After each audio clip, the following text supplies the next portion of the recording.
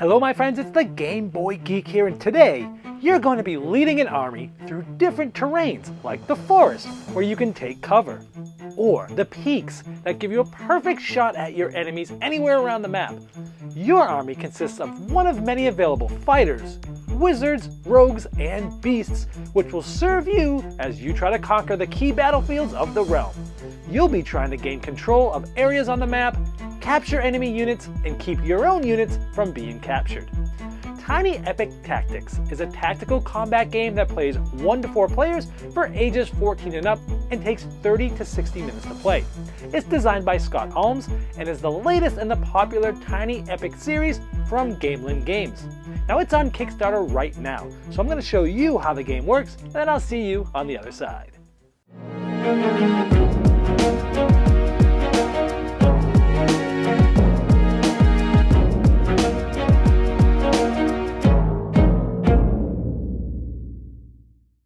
This is a Kickstarter preview, so all of the art components that you see here are subject to change. You're going to want to check the Kickstarter page out. Also, some of the things I'm showing you could be stretch goals. For example, screen printing on some of the items and characters. And there's a map I'm going to fold out for you. And this is sort of a scroll that's going to be a stretch goal. And this is prototype components, dice, cards.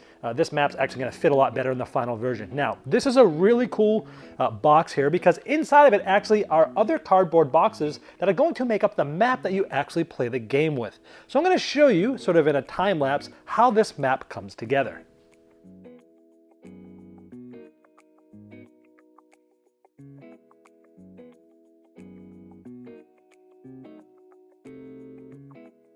So here's the map set up for 4 players. Now the map gets set up the same way each time, but there are additional maps that you can purchase that we'll talk about towards the end of this video. So here with the 4 players, each of the players are going to be able to set up their 4 characters in specific spots depending on their player order. For example, second player, first player, and so on. Now each of those characters you saw are going to be a fighter, a rogue, a wizard, and a beast. So each player gets one of each of these randomly dealt to them. And so once they're assigned that, each of those are going to get some health, tracked by this little heart, and the fighters and the rogues are going to get some ammo, and the wizard's going to get some mana. Now all of these cards have special abilities that will trigger throughout the game as well.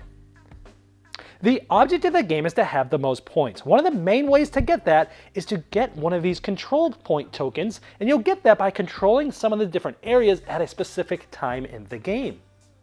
For example, these 3 different control points, the red, blue, and yellow, are shown here. And these are going to move each time someone controls one of these, and on the 3rd time that it's controlled, someone will gain this and gain 5 points. But in order to trigger it the first time, if at the beginning of your turn you control one of these, and you're on the large trigger point for that, in this case this is the blue control point, this red player has 1 on that trigger point, and they have a majority, meaning they have more characters than anybody else, then they would be able to move this blue control point 1 just like that.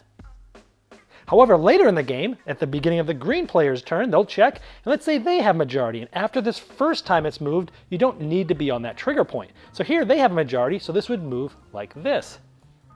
However, let's say in a future turn, at the beginning of a yellow player's turn, because you're always looking at control at the beginning of your turn, they have the majority here. This would put this control marker here. This yellow player would now get this. It's going to be worth 5 points at the end of the game. The other main way to get points is if you are the one to damage another player's character to the point where they have 0 health left, you will capture that and you'll take that card from them, and that will give you 2 points at the end of the game. So you're trying to capture other players' characters as well. However, you're also trying to keep your characters from being captured as well, because each character that you have that's not captured at the end of the game will give you 2 points. So those are the main ways to score points: the control points and capturing other characters and keeping yours not being captured. There's one other way to score we'll go over at the end of the game. Now during your turn, you're going to take 3 actions. Now there's 2 main actions in the game. Each character can move, denoted by the boots on their card, and each character can attack. This character can have, say, a melee and a ranged, melee spell, because it's a wizard, and melee. So 2 main things: move and or attack. Now you get 3 total actions on your turn. However, if you're using actions for a single character, you can't use more than 2 actions of those 3, and those 2 actions can't be the same thing. For example, if we were using this character more than once, we couldn't move twice, for example, or melee twice, or range twice. But we could say move in melee, or move in range, or do 2 of these. However, if you do use 2 of your 3 actions on the same character, it gets a weakened token. Now what this means is this character cannot take any more actions until this is removed. The only way to remove that is to push yourself down 2 health, or to take a complete turn without using that character. So let's say it was the green player. This is their fighter. They have up to 3 movements, and movements always orthogonal, never diagonal. So they could go 1, 2, 3, for example, or maybe 1, 2, 3, or something like that. They can move through their own units, but they can't end their movement on their units. Anytime you go up at least 1 level, it's an additional movement to get there. So it could go 1, 2, 3 up like this. So that was the first action. Now let's say they did want to take that second action and they want to do a melee attack. You can melee attack if you're next to another enemy unit. And when doing a melee attack, they have to be on the same level as you. But here, it would do this amount of damage, 4, to that other player. Then you see these 2 little icons here. You could roll, if you want to, it's optional to roll. You have to roll both of the dice here if you want to. You could roll these dice and they have different symbols on them. But let's say you rolled this and you actually got 2 of these knockback symbols. It would knock back that player in a straight line once for each of those dice that match that. And so here it would knock back 1 and 2. When you fall down a level, that's fine, but you can never fall up a level, for example, up to a higher elevation. But if they couldn't move back because of another unit or the end of the map, things like that, then they would actually lose an additional health. Now, after a player is damaged and this attack is fully done, the player that was damaged can counterattack if they want. Let's say this red player's rogue was like this. Let's say they wanted to do a melee attack on this player here. It would then follow the same melee attack rules that I had just shown, but you never counter a counterattack.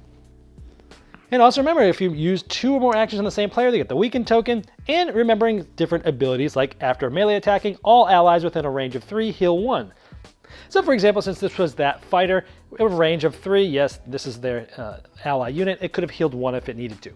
Now we've shown you some basic movement and some basic melee attacks. Before we get into some of the more advanced attacks, let's look at some of the different ways of movement and the way that the map can influence things.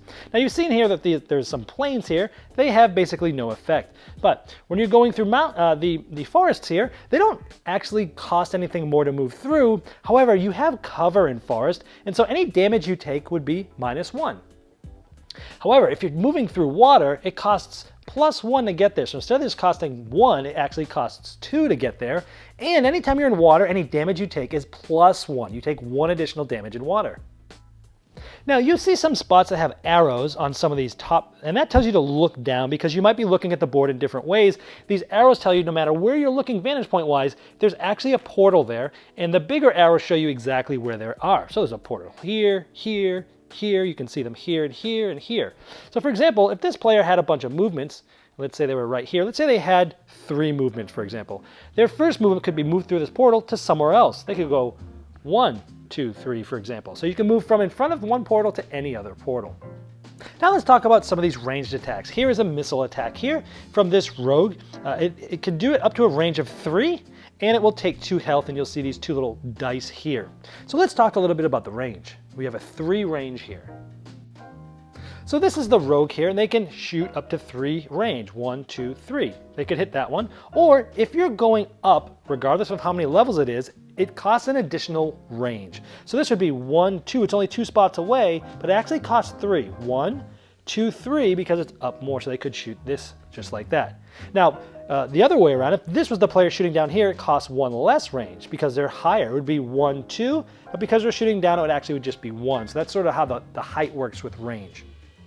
Now you always spend 1 ammo to do a ranged attack like that, and then you roll a certain amount of dice depending on here, and for every one of those symbols you see, you use another ammo. Now, if you were down here, and you rolled this and it would come off, the attack actually fails and you don't get to do the damage.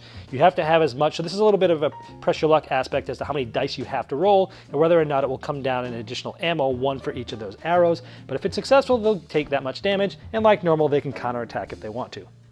Now the wizards have spells, and the range with the spells works the same way as the range with the missile attacks, or they do different things. You always spend 1 mana to use a spell. This is Fireball. Target takes 2, so if they're within range of 5, they'd take 2 damage, plus 1 damage for each of these dice that you roll. So with this, I can roll up to 3 more dice. Now if I do, for each die that I roll, let's just say I rolled these 3 dice, and it came up like this. For each die rolled, 1, 2, 3, I would have to come down 3 mana regardless of the results there, but each of these blue icons is going to be worth another one. This is another damage. The icons here and here, this is just prototype, they should be the same. But also explosion, during a fireball, each other enemy within range of 2 takes 1 damage. So that's how you use that. You can basically use the basic spell, or you can sort of use more dice and try to get a more powerful attack, but you're using mana. So with the ranged attacks, you're using mana and ammo. So how do you get those back? And as you start coming down in health, how do you get health back?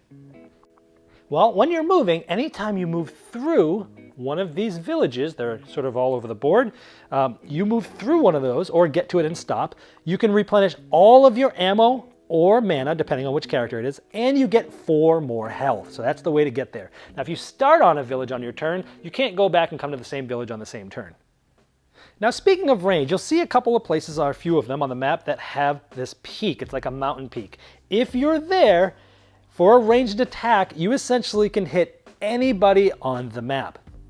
Now, this works either with missile attacks for rogues or spells from wizards. But to get there, it actually costs +1 movement. So from here to here, it would cost 1, 2 because you're moving up, but it would actually cost an additional because it's a peak. So it would cost 3 movements to go from here to here in the first place, but it gives you a lot of flexibility when hitting people with ranged attacks. Now, another spot I want to show you is the ballista. Let's say we're here. To move into this, it costs 1 more. So even though it's on the same level, it would cost us 2 to move there. When you're there, you get a ranged attack of up to 4 to damage 1 enemy. And when you do that, let's say this would be 1, 2, 3, 4, but because we're going down, it's -1 range, so it's 1, 2, 3, 4. We could actually go 5 and hit this because we're coming down. Now, when we do that, that player will take damage of 1, but then you can also push them in any direction when you do this from the ballista. So maybe we push them away from the portal and into the water because we know that this one is going to allow them to take more damage.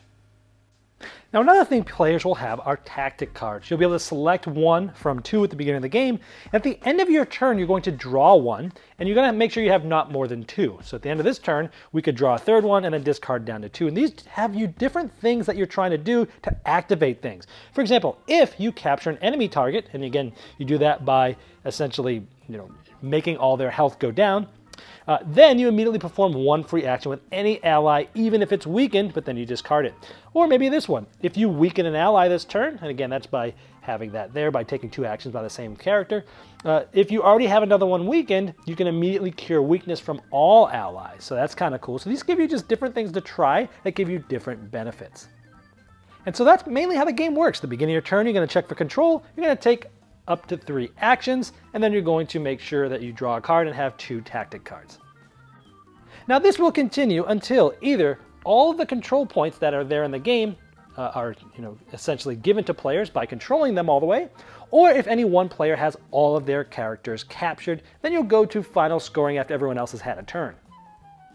Now, also keep in mind, there needs to be a certain amount of these actually captured and given to someone to end the game, depending on the amount of players there are. In a 4-player game, all 3 of them need to be captured. In a 3-player game, only 2 of them, and in a 2-player game, only 1 of them. So it's always the amount of players -1 is how many actually needs to get given out by having the control that we showed you earlier to trigger that end game. And so at the end, each player is going to get 5 for each one of those that they have. They're going to get the 2 points for each of their characters that have not been captured. And you're also going to get 2 points for each character of other players that you've captured by being the person that made them, drain their health completely. And at the end of the game, for every village you're on, you'll also get an additional point. So the last round of the game, players are scurrying to try to get that extra point. Whoever has the most points at the end is the winner. Now, even though you get 1 random character of each type at the beginning of the game, there are plenty of each of them. So I'm just going to quickly show you them here. Feel free to pause the video to look at the abilities and such. And here are the beasts. Here are the wizards, and here are the fighters. Now, the main game I was showing you is the 2 to 4 player competitive version, but there's other modes you can play in. You can play a 4-player team play. You can play a 2-player cooperative, and you can play a solo adventure. Also, at the beginning I mentioned that the map gets set up the same way each game. However, there are additional maps for purchase that you can check out the Kickstarter page in the link in the description to see the details on those. Well, there you have Tiny Epic Tactics, and as I've shown in the overview, the rule set is rather simple, but there's a lot of depth in the tactics of the game as you plan and react to your opponent. Now it has a ton of replayability with all the different characters available and with many different modes that you can play the game in. Now if you'd like to see the final art and components and all the different pledge levels available, you can click the link below me in the description of this video and it will take you right to the project page, and I'm sure the fine folks at Gamelyn Games would love your support.